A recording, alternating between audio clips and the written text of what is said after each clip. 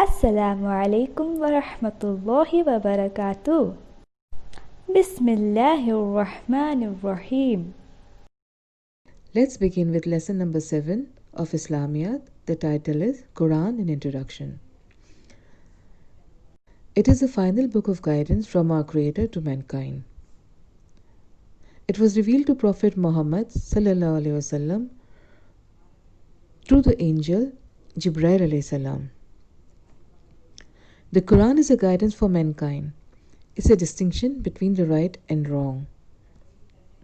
कुरान जो है हमको सही रास्ता बताता है और हमको गाइड करता है अल्लाह ताला की जो है कमांड्स फॉलो करने के लिए.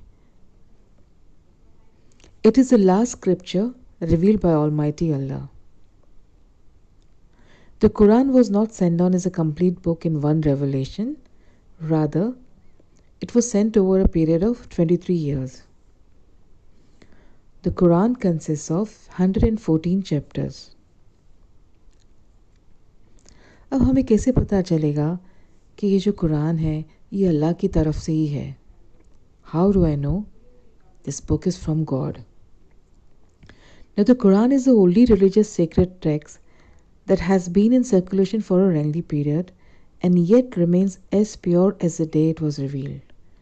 Nothing has been added, removed or modified from it since its revelation over 1400 years ago. यानी इसके पहले जो है जितनी भी किताबें आई है हर किताबों के अंदर कुछ ना कुछ चेंजेस आ गए. Most of the books were distorted. लेकिन सिर्फ कुरान एक ऐसी किताब है जो 1400 साल से भी उसी फॉर्म में अभी भी मौजूद है. उसके अंदर कोई भी चेंजेस नहीं आई है. Not only has the Quran been preserved in the written form, but also in the hearts of men, children and women. Millions of people have memorized the Quran.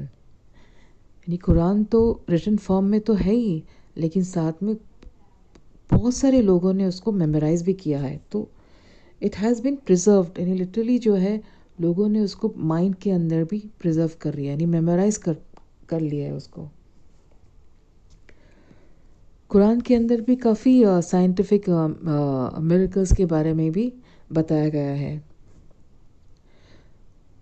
It contains many verses which accurately describe natural phenomena such as embryology, astronomy, geology. Now the uniqueness of the Quran is कि कुरान इतना unique है कि कुरान की जो खूबसूरती है या कुरान के जो शान के मुताबिक जो है कोई और किताब नहीं हो सकती है. You cannot create a single chapter. Nobody will be able to produce a single chapter like that of the Quran. See, when people write, when we write, we tend to make mistakes. लोगों से गलतियाँ होती है. We make grammatical mistake, grammar में mistake होती है, or we may state some incorrect facts.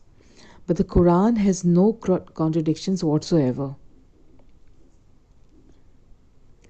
Now, why was the Quran revealed? What was the purpose of its revelation?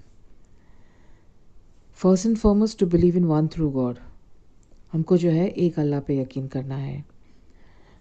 To reject all false gods. यानी worship अल्लाह और अल्लाह ताला के साथ किसी और को शरीक नहीं करना है. To narrate the stories from the past. यानी कुरान के अंदर ऐसे बहुत सारे नरेटिव्स हैं, बहुत सारी स्टोरीज़ हैं. जैसे पहले जो प्रॉफिट्स आए थे, प्रीवियस प्रॉफिट्स के बारे में, आदम अलैहिस्सलाम के बारे में, नूह अलैहिस्सलाम के बारे में, फिर ईसा अलैहिस्सलाम है. और जब भी हम इनकी स्टोरीज़ पढ़ते हैं तो वी रियलाइज़ कि हमको समझ आता है कि there is going to be a day of judgement. क़यामत का दिन होगा and we all will be accountable for all our deeds. और हम सबको एक ना एक दिन मरना है. ये जो है हमको इन सारी स्टोरीज़ से हमको पता चलता है. फिर कुरान के अंदर अल्लाह ताला ने हमको नमाज़ पढ़ने की हिदायत दी है कि we should offer our prayers, we should give charity, सदका ज़कात हमको करना है. You should be honest, we should be modest and we should be grateful and thankful, यानी अल्लाह का हर हाल में अल्लाह ताला को और हर चीज़ के लिए हमको जो है अल्लाह का शुक्र अदा करना है. We should always be fair and just. Quran also teaches us to be very patient. हमको बहुत जो है सब्र करना चाहिए. It also tells us to be good as well as to do good deeds. In summary, the Quran teaches mankind how to worship the one true God and how we can be successful in this life as well as the hereafter by only following the teachings of the Quran. अगर हमको ज़िंदगी में, अगर हमको दुनिया में कामयाब होना है और अगर हम आखिरत में भी कामयाब होना चाहते हैं तो हमको जो है कुरान को फॉलो करना है. We have to read the Quran. हमको कुरान को पढ़ना है और उसको जो है हमको समझ के पढ़ना है. और इसके अलावा जो है हमारी ये ज़िम्मेदारी भी बनती है कि पढ़ने के साथ साथ हम जो भी पढ़ते हैं, जो भी कुरानिक वर्सेस हम पढ़ते हैं, वो हमको दूसरों तक भी पहुंचानी है.